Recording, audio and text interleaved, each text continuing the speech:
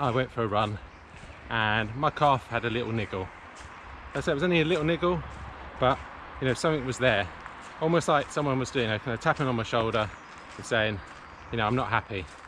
And we've all had them moments before, you know, we get injured, where you'd be running along and your calf might give away, or you get, you know, a sharp pain somewhere, and then you carry on running and it disappears.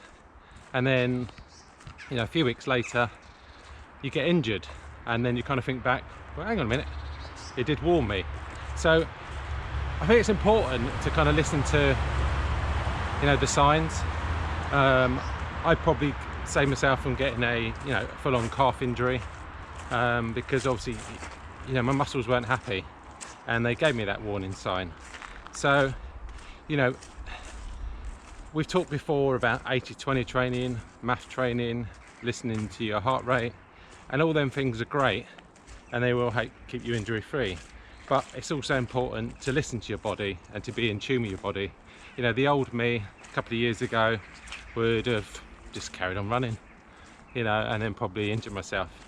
But, you know, as I got older and wiser, I don't know about wiser, but older, I've just realised that you need to be in tune with your body. So, you know, I could have gone for a run yesterday, but I think sometimes if you've had a niggle, then just take an additional day off to what you normally would, just to be on the safe side. And then when you do go for, you know, your test to run, just keep it local, you know, just, you know, mile block.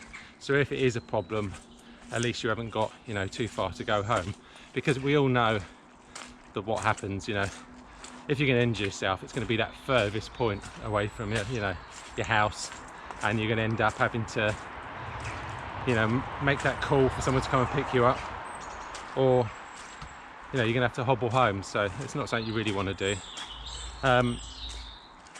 So if you have got a niggle or you've been injured, the only other thing I would say is to actually not just jump straight back into your training, because I think that's the number one thing that people do. You know, you start again and you just jump straight back into your 50-mile week or whatever you're doing, and you know, your muscle was injured, and you know, whether it just be a little niggle or it could be, you know, something worse than that, then if you do just jump straight in, then you're just going to injure it. It's as simple as that.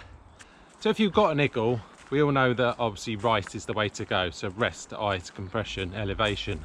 So as soon as I had the niggle, obviously I rested it, put some ice on it, and then the next day just go out with the kind of foam roller. I've got a small ball as well, and my wife's massage gun, just to kind of find any knots, because I have found in the past that, you know, that it could be a knot in the muscle just causing it to become tight, and therefore obviously causing pain, causing injuries, niggles, etc. So it was a bit tender, but I think the tenderness had come from, you know, the high mileage week.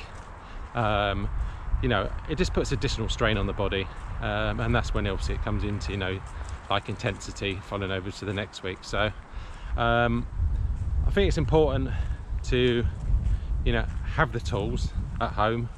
You know, I'm not a chiropractor or I'm not a masseuse, but you know, if you've got a basic kind of foam roll at home, at least then, or a ball, at least you can find out if there is a knot, and kind of roll it out, and normally that can solve the problem, rather than, you know, a lot of people will, you know, try and stretch it. And sometimes, you know, if you've got a pulled muscle or a niggle and you try stretching it, you probably end up making it worse, because you're kind of just stretching that muscle and probably damaging the fibers even more. So, but we always know that ice is the best. That bag of peas, you know, always seems to work. So also listening to your body when it comes down to fatigue. You know, it is a difficult one, but I've seen a pattern throughout my training where when I do my 50-mile weeks, that I will do 3 on the trot, and then the 4th one I will struggle, which is saying to me that if I'm going to do the 50-mile weeks, then I'm better off doing it 3 at 50 and then dropping that 3rd week down to 40. Because, you know, the last time I did it, I was just so fatigued, you know, because I threw in, I think, a half marathon time trial, that I ended up taking, you know, a few days off, and then a few days off. It was like I was a a Duracell bunny. You know, I come back and I was like on fire. So I think it is just to kind of take all on board, you know, listening to your heart rate, you know, easy runs easy, and just, I don't know, just trying to be more in tune, just being a bit more sensible, you know, rather than thinking that we know best all the time. So I hope you enjoyed this video. So I've taken on your kind of advice and come out into the woods. You know, what's not to love? And to be honest, you know, yes, I could be sitting in front of us, you know, someone behind me, and yes, I think sometimes just the conversation doesn't flow as natural, or I could be out running and talking, but I've never quite understood that, why I would run and talk, because obviously I'm going to be out of breath. So I just think it kind of works better. You know, let me know in the comments, because it's kind of more, I don't know, it's more of a chat. You know, I haven't got this kind of planned, I haven't got a script. It's just me out walking, talking to you, and you know, kind of us sharing our kind of journey together. You know, and if you know, you can take just one bit of information from what I've said and it keeps you injury free, then that's job done. Because all I'm doing is just sharing, you know, my experience. You know, I showed that lower intensity you can increase your mileage, but you know, I didn't listen to my body. You know, I was stupid, but luckily, you know, touch wood, you know, I got away with it. But let me know in the comments, you know, how your training's going.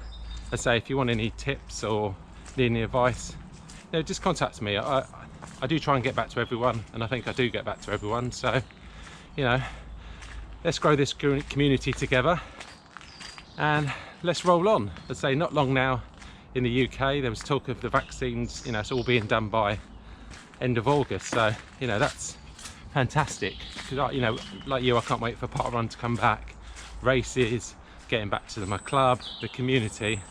You know, it's going to be fantastic, and I just hope that I can get that London Marathon spot, because you know, what a race that's going to be. 50,000 people, if that's how many it is. You know, it's going to be on fire. You know, so fingers crossed, hopefully I can get that, but hopefully I should find out next month sometime. And obviously spring's coming, so I won't have to deal with all this stuff behind me. So anyway, I'm going to stop, as I say, jibber jabbering, onwards and upwards, and I'll speak to you soon. Cheers.